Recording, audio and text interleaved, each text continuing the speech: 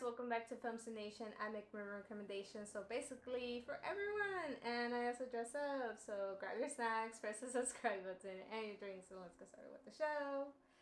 Alright, the message of this 1999 movie is one, don't let your family take what belongs to you when someone passes away, because hello, gold diggers, so fudge them.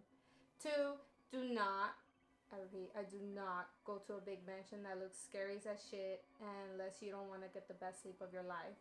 And I say this short story long, Eleanor and two characters get dragged along in this experiment about insomnia with getting paid. And John, the scientist or journalist, whatever the you want to call him, is the one watching over it. And yet there's a scary couple who takes care of the house. And they basically just say, no one will hear you at night, and we do not stay past dark time. So that has something to say. And I know it's just a movie, but since my channel is about putting meaning into movies and getting a message out there, well, that is my message. Don't let family screw you over, and do not accept crazy experiments in a haunted house. So yeah, I said it. And moving on as to what I did like about this movie is the effects. I really did enjoy it, even if they overdid it almost throughout the whole movie. And I appreciate it. It was a different take on how ghosts get around, as well how they use the house to its full extent in the movie. And actually, they used that as a prop for the evil guy. And for being a 1999 movie, it's not too bad. I mean, now we can tell it's CGI, but it's not bad like the Twilight 12th movie with the fake ass baby.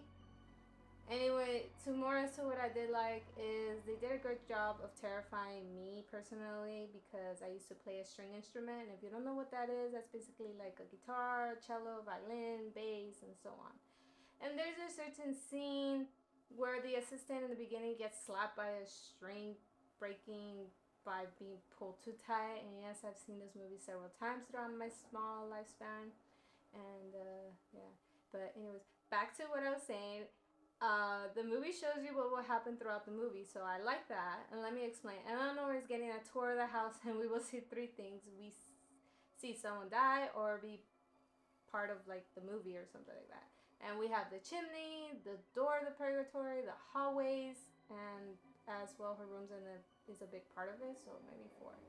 There's more, but the majority are these areas, and they have us during the set of the movie. And the last thing I will say I did enjoy is some scary movies early on did have the jokes there. So of course it's a do, so movie producers get on with it. Morning time films are funny too.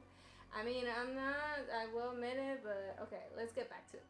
They have the sexy woman, the crazy quiet girl who has family problems, and as well the older gentleman who wants to experiment on people. What I'm trying to say is they kept it small and within the house the whole time, and not everyone had to die. I just won't tell you who died. You gotta go watch the movie. And now let's get to the dislikes of this. The editing and camera movements in the first half of the movie were hurting me so bad. For example, the jump scares in the beginning were a tad late on the actors or the editor. Not sure whose fault it is, but I see it. I feel as Eleanor's character got scared before even the scare happened. I was like, what the fudge, dude? Like, you missed it. Anyway, her acting was not the best. I did not believe her half the time, but who I did believe was Theo, played by Catherine Zeta-Jones. Did I say that right? I don't know.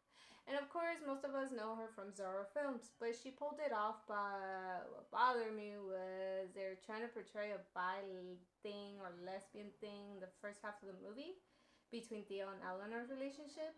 It was just confusing. Either pull it out of them or do not script it.